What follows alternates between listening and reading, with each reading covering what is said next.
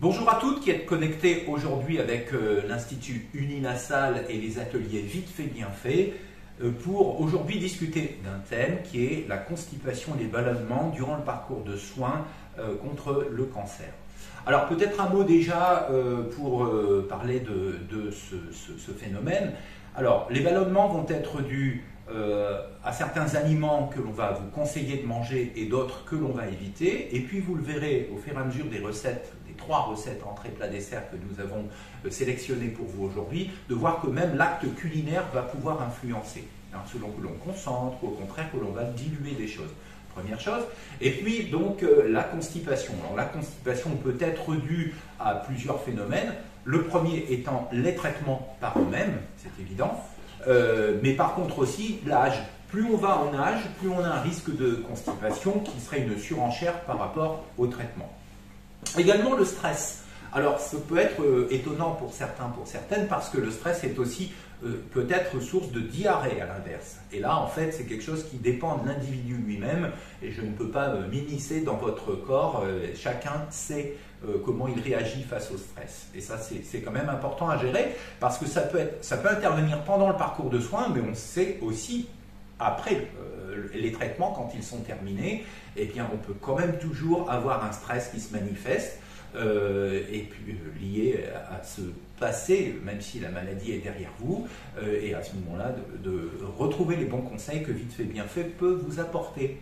Alors, les 3 recettes d'aujourd'hui sont tirées de ce site qui, je le rappelle, est aujourd'hui visité par 180 000 personnes par an, enfin, pas 180 000 personnes, à peu près 26 000, 30 000 familles, dont les praticiens de soins d'ailleurs, et qui se cliquent, qui se connectent 180 000 fois par an. Alors, et on continue toujours de l'alimenter, notamment avec les replays de ce genre d'atelier que nous allons bientôt mettre en ligne. Donc, toute l'équipe que je salue d'Uninasal m'a aidé à préparer évidemment cet atelier qui va durer environ 1h30. Je dis environ parce que je suppose, et je l'espère, vous aurez peut-être des questions à m'adresser.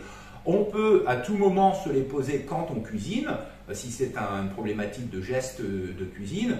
Après, on peut se réserver un temps à la fin éventuellement pour aussi débriefer, comme on dit, tout ensemble, tous ensemble. Alors, les 3 recettes d'aujourd'hui, c'est comme d'habitude. J'ai choisi entrée, plat, dessert, mais qui peuvent être tout à fait séparés. Il n'est pas question de dire c'est un menu obligatoire, non du tout. Mais inversement, comme aujourd'hui, on peut effectivement manger les 3.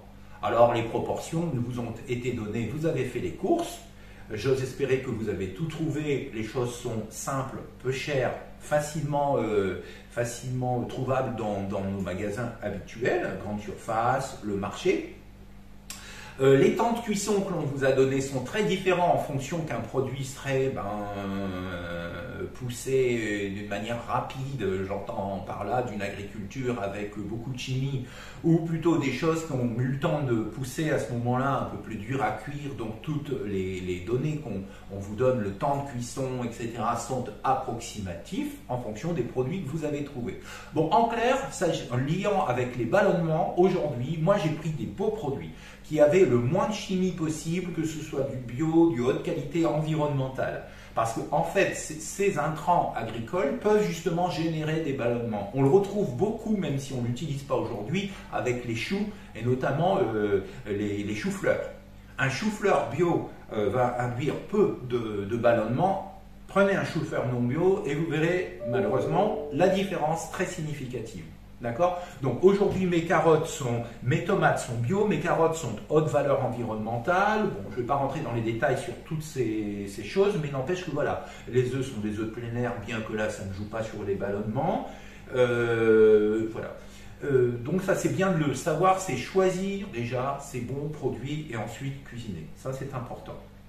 Alors, aujourd'hui, c'est un petit peu plus compliqué que certaines fois, à savoir, d'habitude, on commence, parce qu'il est plus intelligent de commencer. Quelquefois, on peut commencer par le dessert parce qu'il faut un temps de refroidissement. Très bien. Mais là, en fait, je vais même croiser des cuissons. On a besoin, on va le résumer dans un instant, vous avez reçu la liste de courses, on a besoin, par exemple, de carottes.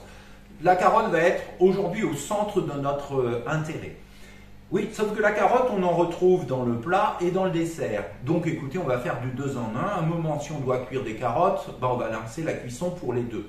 Alors attention, parce que peut-être la taille de la carotte va être différente. On y revient dans un instant.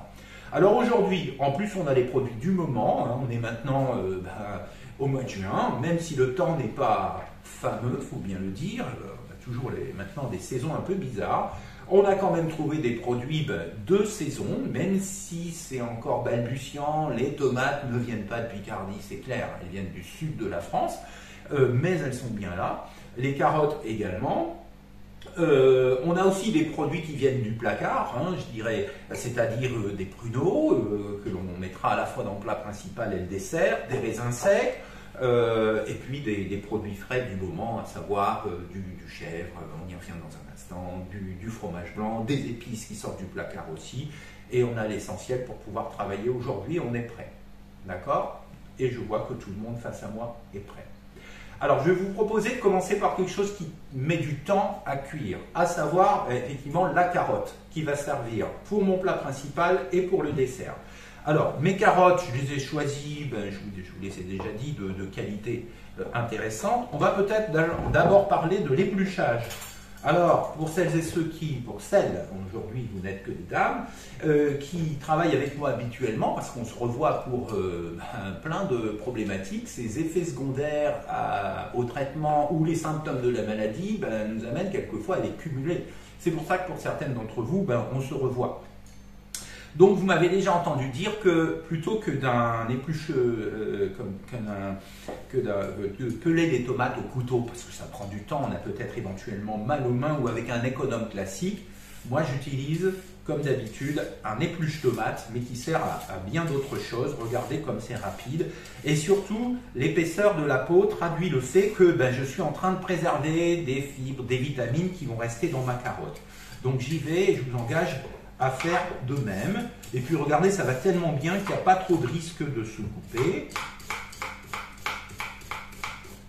Et je vous propose, puisque là on est en train de travailler pour 2 recettes en même temps, donc attention, donc suivez-moi pas à pas comme cet atelier en direct permet de le faire. Regardez, voilà, c'est ça que je veux obtenir. Donc une carotte bien propre, qu'on pourra dans un instant relaver, sous-entendu que vous avez déjà lavé vos carottes avant de se connecter. On s'était tous et toutes assurés que nos produits étaient propres et que les planches à découper étaient propres et que nous pourrons, comme on le verra dans un instant, changer de planche dans un instant ou la nettoyer ou la retourner. Enfin, le tout, c'est surtout qu'on a un terrain qui peut être éventuellement au niveau immunité un petit peu fragile, de travailler proprement. Tout à l'heure, on mettra des gants. Donc, et là, tout le monde s'attelle à me faire, allez, disons 4 carottes. Il en faut pour le plat principal. On va les travailler en petits cubes, en taille, alors on dira paysanne, macédoine, parce qu'il faut garder un peu de mâche avec cette dinde que l'on va cuisiner. Allez, justement, parlons de la recette principale. Ce sont des petits morceaux de viande blanche, de dinde ou de poulet, qui n'induit aucune fermentation en étant digérée. C'est une viande très saine, vais-je dire. Fût-elle de label ou même industriel, ce ne sont pas des viandes qui induisent une fermentation putréfactive qui vont donner un transit bizarre. La viande blanche, que ce soit la dinde que j'ai choisie aujourd'hui ou que ce soit le poulet, est très bien là-dessus.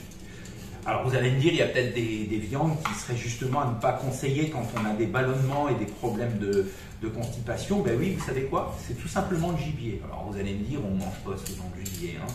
Mais le gibier induit plutôt des fermentations un peu fortes et qui fait qu'on a des ballonnements. Ouais. Et oui. Vous savez, c'est pour ça qu'on macère un petit peu, on fait la viande du gibier étant forte, on va un peu, c'est un terme qui va pas plaire, mais détoxifier un petit peu, si je puis dire, vis-à-vis de son intestin. On va faire en fait des venaisons, on va faire des marinades, c'est pour éviter tout ça. Parce que dans la marinade, qu'est-ce qu'on va mettre? Des épices. À votre avis, c'est celle qu'on va retrouver dans le gâteau de tout à l'heure, dans le cake façon carotte cake. Eh ouais, vous savez, il n'y a rien toutes les idées sont bonnes à tous les niveaux. J'hésite à rajouter une carotte. Je vais peut-être rajouter une carotte pour être sûr de ne pas manquer. Alors, donc je disais que le plat principal va être cette dinde. On va la faire un petit peu façon, bon, on pourrait même dire tagine, puisque en fait il y a des pruneaux à l'intérieur. On va retrouver l'intérêt des pruneaux pour leurs fibres. Alors des pruneaux dénoyautés que l'on trouve dans le commerce. On les retrouvera aussi accessoirement dans le dessert, donc n'utilisez pas tous les pruneaux dans la première recette. Il faudra en conserver à peu près la moitié. Voilà, j'ai à peu près la moitié de ce que je veux. Je vais retirer tout ce qui m'est inutile pour être le plus propre sur mon environnement de travail. D'accord ? Les pruneaux, et puis quoi d'autre dans la recette principale? On a aussi la viande, et puis on va saisir notre dinde à la poêle dans un instant, mais urgent d'attendre, on va faire autre chose entre deux. On fait nos carottes. Tiens d'ailleurs, ce que l'on peut faire, c'est tout de suite mettre une casserole à moyenne taille, hein, puisqu'on n'a quand même pas beaucoup de carottes, et on va mettre une eau chaude, une eau à chauffer. Bon, j'ai pris un demi-litre. L'idée, c'est de quoi? Vous voyez, technique culinaire. On ne va pas mettre beaucoup d'eau.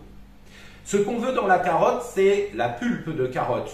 Le jus de carotte, c'est pas pour aujourd'hui, mesdames. Ça, c'est plutôt dans un cas de diarrhée, on va garder le jus de carotte. Pourquoi le jus, allez-vous me dire? Parce que dans le jus de carotte, vous avez de la pectine qui va être extraite lors de la cuisson.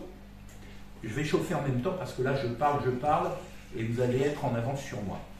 Et donc en fait, cette pectine, hop, c'est ici que ça se passe, hop, et je mets l'énergie en route me concernant. Je vais mettre à fond, puisque là on chauffe l'eau pour l'instant.